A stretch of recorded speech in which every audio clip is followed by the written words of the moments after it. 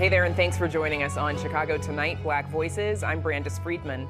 On the show tonight, and we have an election to win. A deep dive into Vice President Harris's historic presidential campaign. Build communities, not prisons. The latest in the state's investigation into a man who died in a state prison. And meet the founder of a run club whose message is to run your way, even if it's slow AF. And highlighting the history of Negro League baseball in a new exhibit. We kick things off right after this. Chicago Tonight, Black Voices, is made possible in part by the support of these donors.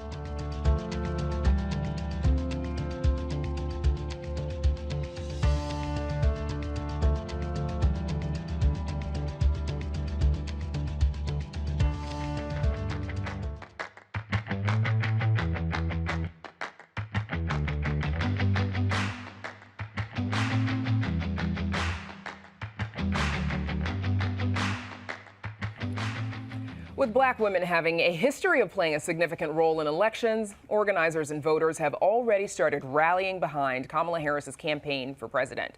More than 40,000 black women joined a Zoom call, with another 50,000 streaming on other platforms this past Sunday to express their support. Spectators anticipate this number to grow as the election moves forward. Joining us now with more are Felicia Davis Blakely, the CEO of Primo Center, Nicole Robinson, the CEO of YWCA Metropolitan Chicago, and Santita Jackson, the host of the Santita Jackson Show. I feel like we're in formation, ladies. Welcome. Thanks for joining us.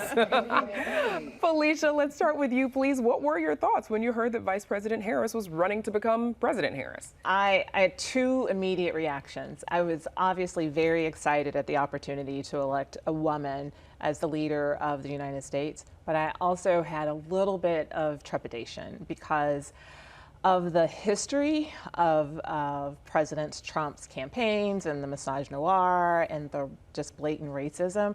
And I thought, oh my gosh, we're going to go through a gauntlet in this short term with the amount of animus they're going to throw towards Vice President Harris's campaign. Do you feel that she has the full support of the Democratic Party behind her? If she didn't Sunday, I hope she does now. And I really, really feel that this is an opportunity for the party to be unified. Not the fake unification that was going on other places, but really. We'll talk about that. It was last week. Because as a black woman who, professional in the workforce, I have never felt fully supported at any point in my career. This is the moment that we need everyone to fully support her candidacy, really, and to be able to see her be victorious. It's too consequential. Nicole, obviously historical moment for Vice President Harris, for the country. How do you think her entrance into the presidential race will impact voters? In a lot of really positive ways. I'm actually sitting in optimism still right now because I think we've galvanized a segment of voters who have been looking away. They had not been paying attention, they weren't engaged, and now I think there's a younger segment of voters engaged. There was a poll that came out 24 to 48 hours after Kamala's announcement, and there's a 5% jump in voters 18 to 35 who are interested in the election. And then Nicole's focus group of interns at the YWCA. Very scientific. Very scientific. They are interested. I actually took a few to lunch yesterday and asked them if they were registered to vote, and they were excited about talking about the issues. The other thing I would say, having Kamala in the race, no matter if you're a Democrat, a Republican, a Libertarian, whatever you believe, the tone of the race should change. So we should go from talking about how old people are, but actually talking about, is childcare affordable and accessible? Right. Is there pay equity? Do we have mental health supports for families? Because kids are hanging on a string from 5 to 85. We are not past what has happened in the pandemic. So I think That's what I'm excited about. Let's get to the issues that women and families care about. Well, there's also the chance that age gets reversed, right? It gets kind of flipped, Santita, where, you know, we were talking about President Biden. Why are you looking at me? Because I just had a birthday. Because you're next. But because we were talking about President Biden's age. But now, I mean, former President Trump's only a few years younger than President Biden. Well, you know, that Could was the Democrats always- use that age, his age, against him? That was always silly. I mean, the fact is, we were really concerned about health. And so that's off the table. And certainly my prayers go to that family, because it's a struggle. And he's given 50 years of his life to public service. But this is a wonderful moment. I can only imagine what Shirley Chisholm and Fannie Lou Hamer and Amelia Boynton and so many people are saying. And so many, what my great-grandmother, who couldn't read or write, what she'd be saying. But I am also mindful, and all of us are having this discussion too, which is what we're hearing at the table. You know, individual achievement cannot trump collective advancement. Black women make 69 cents on the dollar. We just finished Black Women Equal Pay Day. 7 months it takes us extra to make what a white man of similar skills and credentials makes. It is a great moment. At the same time, I think we need to be engaged about what we need collectively, because we can't have me make it and we fall behind. And so I think that's a conversation that I'm also hearing on my radio show, because you have a lot of people who are locked up. And so you're going to hear that. You're going to hear the GOP attack her as a prosecutor, even though she was doing her job. But I think she has an opportunity to have a do-over and say, look, there's some things I wish I could have done better, but this is where the system is. And so we can make some changes. And I think we can help. We're going to have to help her to do that. Help her help us. And you actually know her. Yes. How do you think From Howard University. Howard University. Even though she plays the wrong sorority. I am neutral. We're going to feel like a conversation for after the show. But you know, how do you think she will be? How do you think the candidate for president today in 2024? How do you think she will be different from the candidate for president when she ran before she accepted the vice presidential nomination? How is this Kamala Harris different from that one 4 years ago? Well, to me, she's been seasoned, because, you know, she had a tough time coming out the gate in 2019 and 2020. It's a very different game. She's a different person. Anyone who says that you go through something like this and, oh, you haven't changed, no. You had to have changed, because she is next to the person who had the nuclear codes. So there are things that she knows now. I know from engaging with her and with her staff, that she keeps her fingers on the pulse of the Black community, which is what she knows she has to do. Black people have to over-index in terms of the vote in order for Black candidates who cross over even to be successful. She understands that. And she also understands the issues that we have. She's worked at every level of government, and I just like to be excited about this moment. Felicia, so I read an article over the weekend saying that, you know, the fact that so many Democratic elected officials immediately galvanized around her to the point where she pretty much has the delegates that she needs to win the nomination, that actually did her a disservice, that it looks a little bit like a backroom deal. And it also didn't put her through the paces that a primary would put her through. That sharpens a candidate going into the general election. What do you think of that? You know, I think the party leaders were right to support her immediately. I think in the weeks following the debate performance of President Biden, there was a lot of, in the Democratic Party, there was a lot of chatter around fit, and it was a little bit divisive. And so I think it was really important. This is not a coronation. She's been put through the paces from all of the elected offices she's had before, as a prosecutor, as vice president for this, you know, for during this term. So if that medal, I mean, right, I think she's proven her mettle in that instance. Nicole, we've got about 45 seconds left. You know, over the years, we've seen the significance of Black women when it comes to the elections. 2020, 93% of Black women voted for President Biden. What role will Black women play this time when one of us is at the top of the ticket? Well, some people say we saved the country in the last election, and there is a little bit of truth to that. But I think that there are so many Black women in our community. When I think about the YWCA, they're organizers, they're block club captains, they're in their school running a parent council, and these are the same women who want to talk about issues, the child care, the health care. abortion, reproductive justice, and healthcare. They want to talk about all those things, and now they're going to be excited and they're going to mobilize. And I think it's an opportunity for any candidate to step up. And I'm excited about just really bringing those issues to the forefront, and women want to be at that table. Feels like we've got a few more months to talk about this. I'll have all three of you back. I wish we had more time. Santita Jackson, Nicole Robinson, and Felicia Davis Blakely. Thanks, all everybody. Thank you. Of course. Up next, renewed calls of justice for Michael Broadway.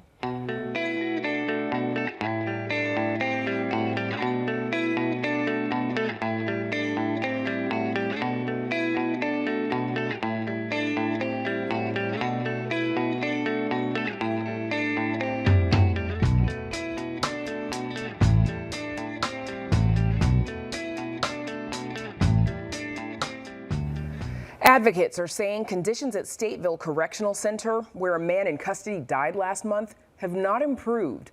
We reported on 51-year-old Michael Broadway's death back in June when the heat index in nearby Joliet reached nearly 100 degrees. Broadway, who was being treated for asthma, began struggling to breathe. Men in nearby cells began calling for help.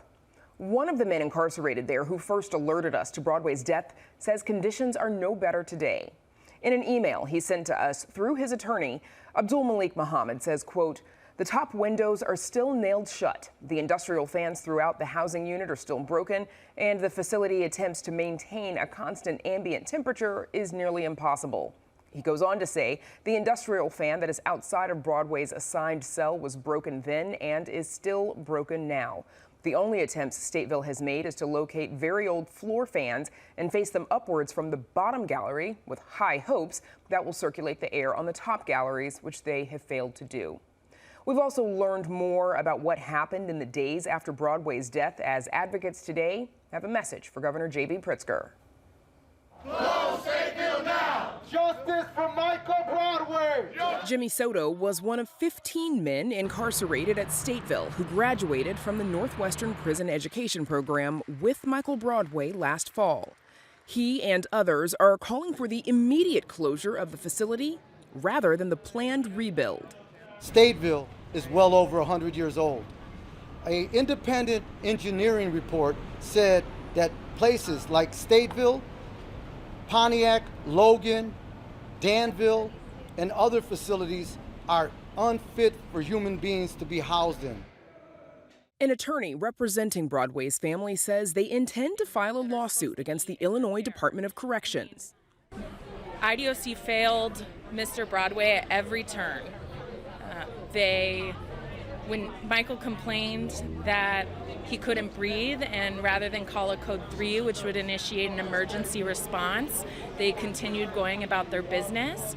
A nurse didn't show up for more than 20 minutes. By the time the nurse actually arrived, Michael was already non-responsive.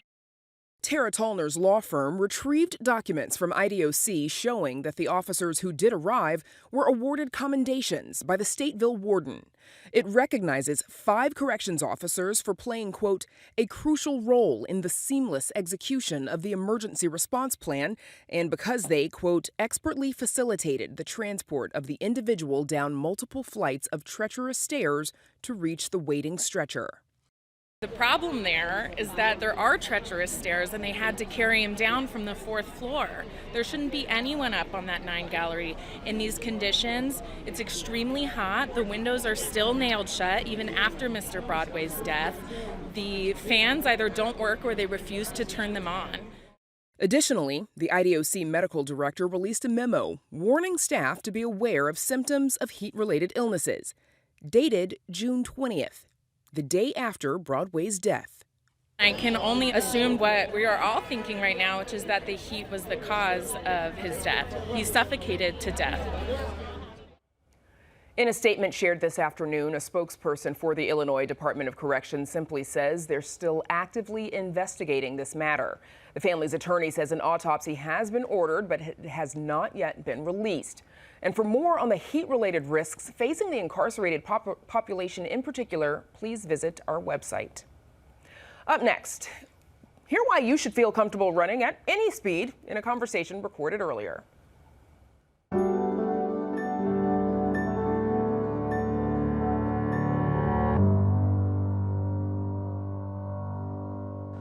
Chances are you've already spotted several of these today. Runners. The popular physical activity app Strava says running was its most uploaded sport of 2023.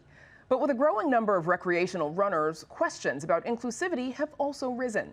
Our next guest says he didn't always feel welcomed in the sport. Now he's got a book to make sure everyone can get in on the run. It's called Slow AF Run Club, the ultimate guide for anyone who wants to run. And joining us now is author and 8-time marathoner, Martinez Evans, who also started the online community, the Slow AF Run Club, and I'm sure that AF stands for Always Fun, or Slow and Fun Run Club. Slow and fabulous. That's it. Martinez Evans, thanks for joining us. Good to see you. Thank you for having me. So you often tell the story of how you got started with running. A doctor told you that you needed to lose weight or you would die. You responded with, "I'm gonna run a marathon." He laughed.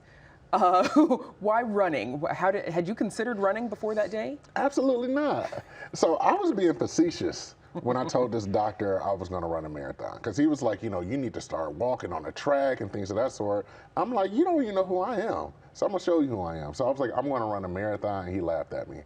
And I was like, you know, I got to prove him wrong, so that's what I did. Did you pull marathon out of the air, like versus, you know, you could have started swimming or rowing or biking, but it was marathon? Yeah, it just came out the air. You know, when somebody's calling you fat, you're trying to think about anything to not put hands on them. So I thought to myself, you know, the best thing I can say is, you know what, I'm going to run a marathon. You've run 8 of them since you said those words. It was during one of those races, though, someone yelled something unkind, but you were inspired by it, by those words. What did they yell, and then what went through your mind? So I was running New York City Marathon, and this guy told me, "Hey, buddy, you're slow AF." I ain't gonna say the words, but he said, "You're slow AF," and he told me to go home.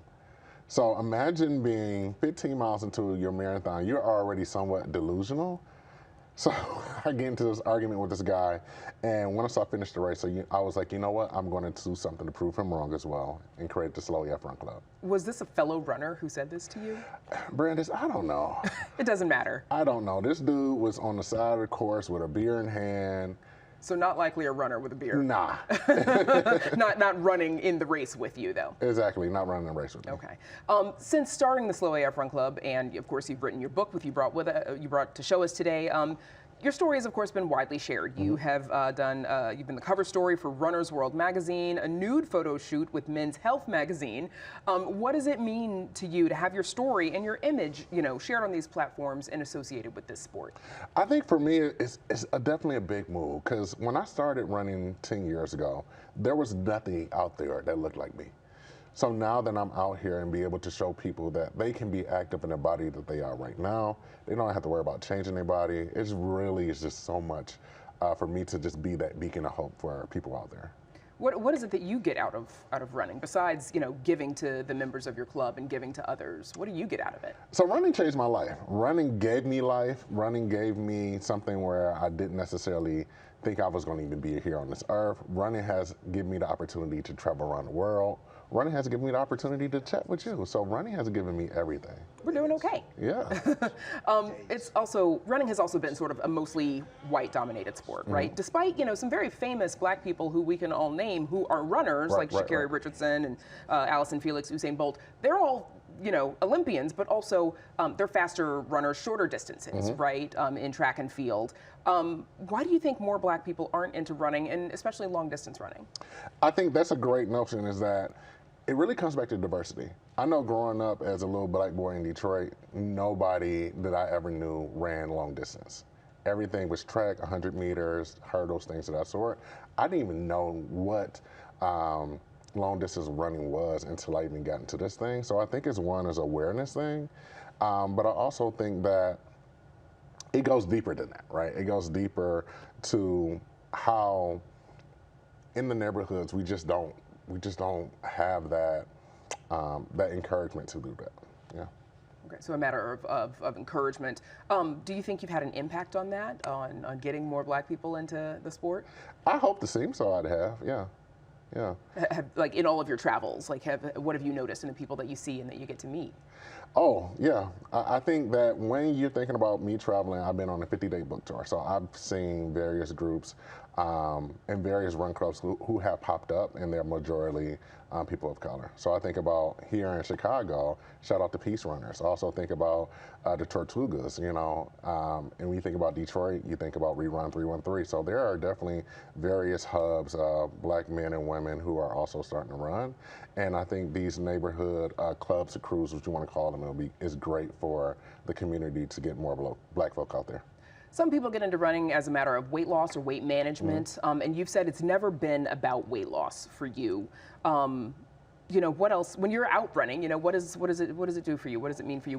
Why a marathon? I always joke that, like, oh, a marathon, you run 26.2 miles to finish about 3 blocks from where you started. You didn't get very far. What do you get out of that long distance? I get a lot of things. I think first things first is the satisfaction of proving people wrong. It's something about showing up to the finish line and somebody look at me and look at my size. It's like, oh, this is your first time? And it's like, nope. This is number 8, number 9, number 10. The other thing is that the process of training for a marathon, right? You can't BS a marathon.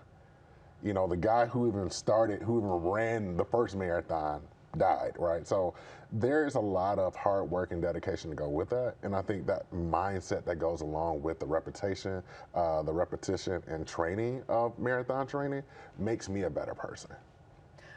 Your book it's part memoir, part guide for runners. What's something that you wish that you knew when you first started out? So, funny story. One of the things that I wish I would have known when I first started out is this product called Body Glide. This thing you Write put that on, down, yes, people. put it down, Body Glide. You put it on all your moving parts, all your bits and your bites that move and rub together, and it will prevent what I call the chafe monster. So you go out there and you're running and you thinking, oh, I'm good, and then you go take a hot shower and you feel like you've been cut by 1,000 razor blades. So I wish somebody would have told me about Body Glide a long time ago. Do you find yourself dispelling any myths? For example, like, you know, the name of the club, Slow AF, right?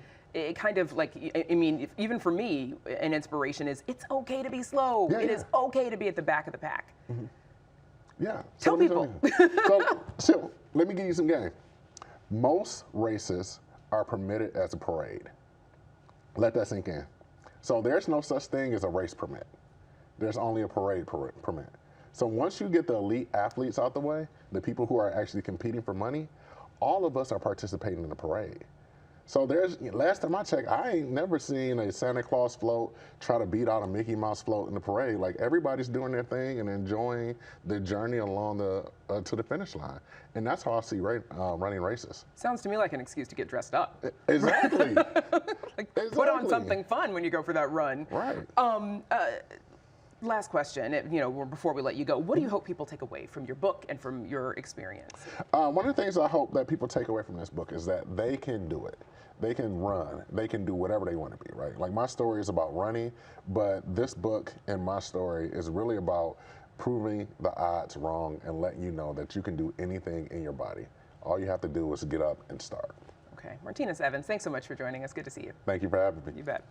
8 minutes go by fast. Again, the book is called Slow AF Run Club, the ultimate guide for anyone who wants to run, and we're back with more right after this.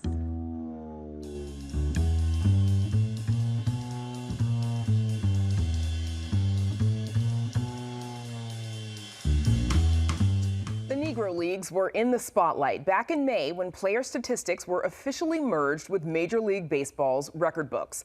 And the historic Black League is once again being featured, this time in an exhibit at the Federal Reserve Bank's museum in Chicago.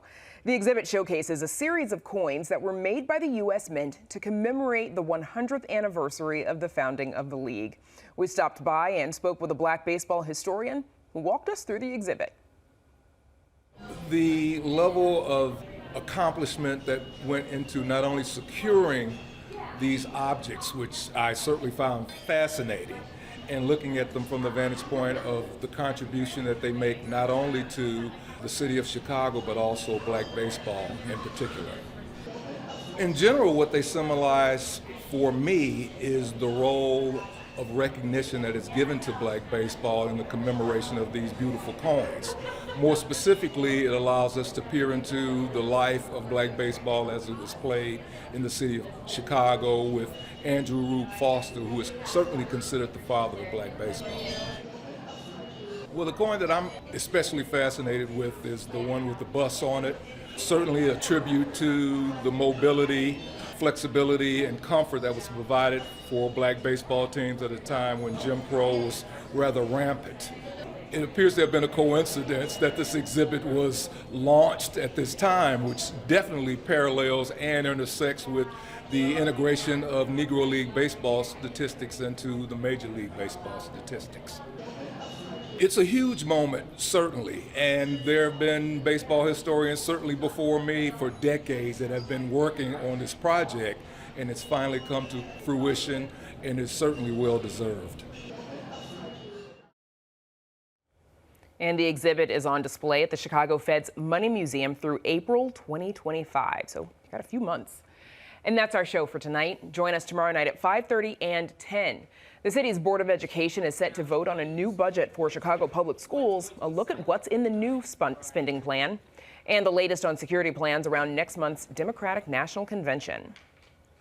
Now, for all of us here at Chicago Tonight Black Voices, I'm Brandis Friedman. Stay healthy and safe, and have a good night.